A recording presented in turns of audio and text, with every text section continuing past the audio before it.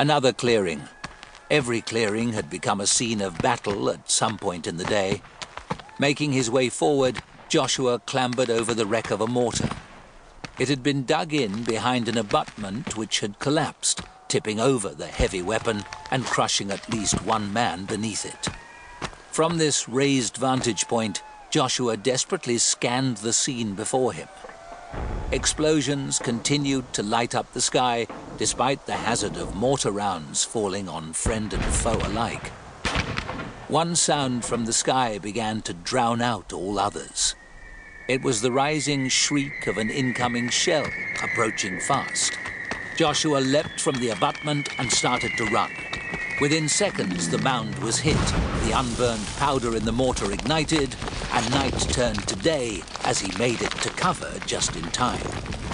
In the safety of a shell hole, he protected his head as the dirt rained down. It pelted him for a few seconds, and then it stopped. When he started to look up, a hand grabbed his arm, and he almost cried out in shock. He was not alone in the crater.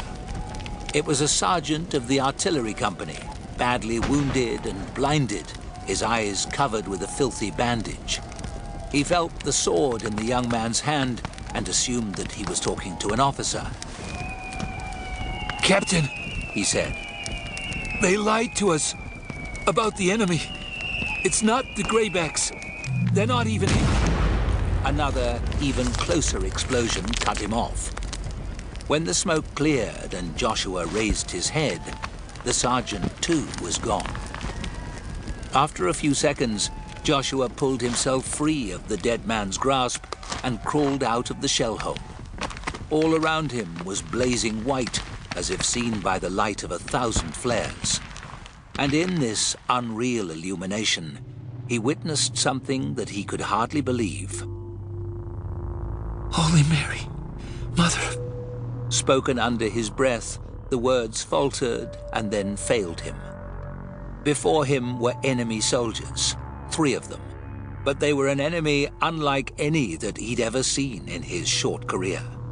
Pale, vicious-looking, they wore rags under hastily donned uniform jackets that they'd taken from corpses and thrown around their shoulders.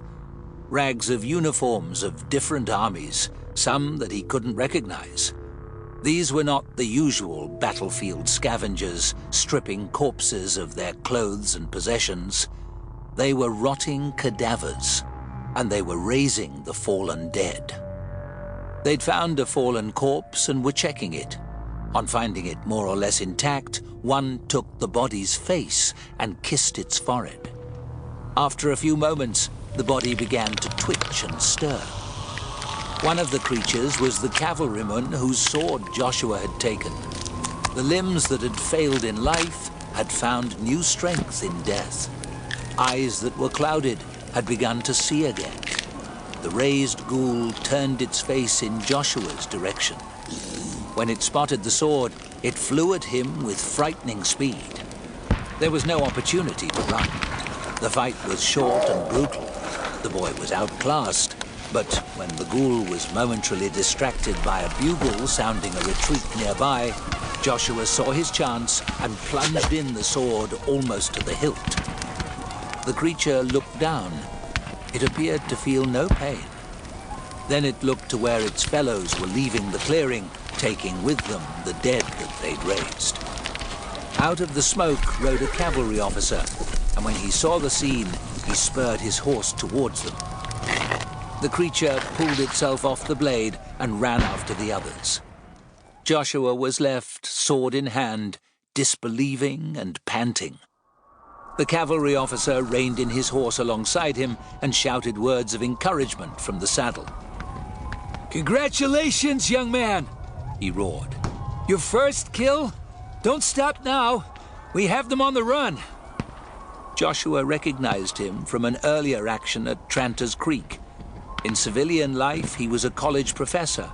Now he was a classical scholar with a horse and a gun. Joshua called out, "What are we fighting, sir?" "Monsters, boy," the man cried out. "Monsters! And one of them's wearing the Kairos Ring."